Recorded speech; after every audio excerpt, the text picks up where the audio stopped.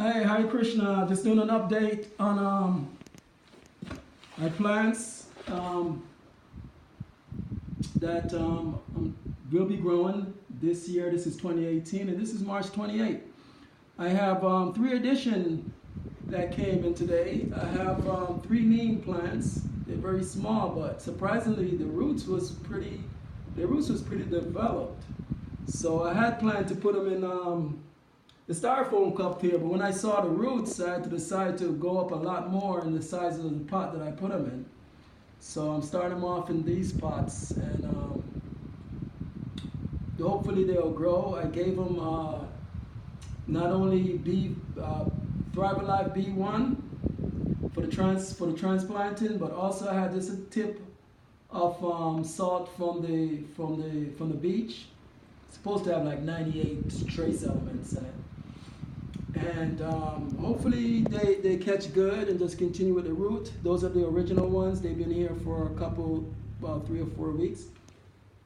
And this is one of them that came also. But this baby, I don't know. I'm hoping it survived, but maybe it won't. So here with the mints, okay. As you notice, there's a lot more mints in each pot that there should be, but the seeds are so tiny. But I really want to start transplanting them into bigger pots.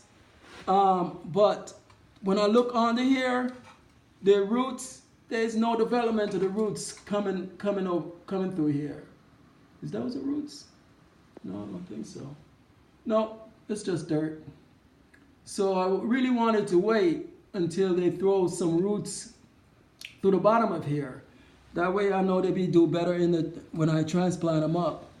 So I'm just waiting. And these are the same. These are the lemon mint. And they're the same. The roots haven't touched the bottom of the cells yet.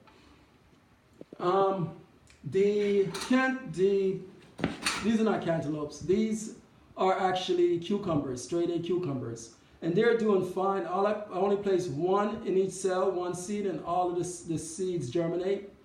And they're doing fine. There's a lettuce over there. They're getting a little bit leggy. So I'm going to have to cut down on the watering because I might be watering them too much. That's why they're so leggy. And the same thing with the beets. These are the Detroit dark red beets. And all of these were started on March 18th. So it's been like 10 days now. So they're okay, but I wish they wasn't so leggy. I wish they had a bigger base. And over here is again more the lettuce, started at the same time. And those are cabbages. And what I did, I went ahead and took out the cabbage because I sowed 2 cabbage seeds per cell. And what I did, I went ahead and took out the one that wasn't as developed. So the most developed ones I kept, so they'll have the rest of the cell to grow and wouldn't have to shear it. Those are also some Detroit dark red beets. And the sage in these pots is not coming out. It's been more than 10 days and they haven't showed any signs of growing. So moving right along, we have the sugar baby watermelon. This doesn't look like a sugar baby. Oh no, this is a Crenshaw. Let's see. Yeah, this is the Crenshaw sweet melon, which will be the first time I'll be growing these, and I'm looking forward to it because it look really, really delicious, really delicious. And this one is a sugar baby. That's a sugar baby. So they're starting to come out. These right here are sugar babies. And this 6th cell right here is also sugar babies, these right here. And as you notice, one came out and one is puffing up. About 3 of them is puffing up. They haven't broke through the soil yet, but they're puffing up. These right over here are the savory cantaloupe, which they call lemon cucumbers. So they're doing good. They're coming up really good. So today we finally have a warm day, and I'm trying to take advantage of it and harden up some of my plants.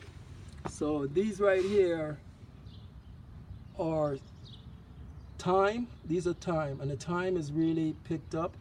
But I also planted sage and also rosemary, and those haven't broke through the top of the soil yet. They haven't broke through. The only one that broke through was the thyme. So those are thyme. So I'm just hardening them off. Gonna leave them out here and bring them in at night. These are my tomatoes. So this is the first time they're outside, and I'm hardening them off so they get stronger and ready to be transplanted. These are spearmint, and they're leggy and not doing so well. So I started hold back on the watering, not watering them as much, and hopefully they'll get a little stronger.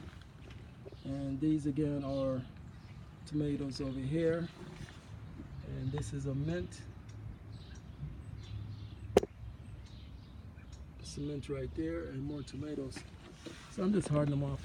So this is a mint right here, and this came from the mint from a store. And I have propagated four pieces of mint from this already. So this is the first time it's outside, so hopefully it just gets stronger. It's kind of, some of it is kind of just like really not as strong. You see that? It should be standing straight up. So we shall see how they do. I think it'd be good. I better remember to bring them in, because if I don't, they're gonna suffer. They're gonna suffer. So I might set it on my phone, my iPhone. Hey Siri. So Siri can tell me, hey, go get the plants. I really love aloes. I can't believe how delicious this stuff is. They used to force us as children to drink this stuff as medicine, but it was so bitter that we all hated it. But now, you know, I found out like how it's actually done. You just take out the skin, you wash out the gel, and you put it in your juice, and it is so delicious. So I saw a YouTube video about actually propagating these from leaf, which would be amazing. I do have an aloe vera plant coming in, but it would be so amazing because I love aloe so much that I want to have a whole lot of them, because I eat them every day now. Every day is so delicious, so good. I'm trying to do away with my eyeglasses. I used to have 20/20 vision about 20-30 years ago. And it's still in the 20s now, 20 something, but I really want to do away with them. So I found out, you know, that just taking enough aloe twice a day, hey, can keep your glasses away. So, and I've seen some improvements. So I'm very happy. I can't believe how happy I am with this plant. I didn't thought I would like it. I knew I would use it because of its purposes, but I didn't think I would like it. So according to the video, you cut off at least 3.5 inches from the aloe plant. But this is live plants that he had though. These are actually plants I bought from the store because mine hasn't arrived yet. And then you let it sit in a warm, sunny place until it develops what they call a film at the bottom.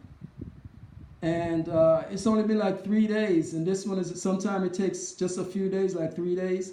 Sometimes it take up to a month. So this one is like, it's ready or something. So, but I want to wait a little bit more, because this one is not as ready.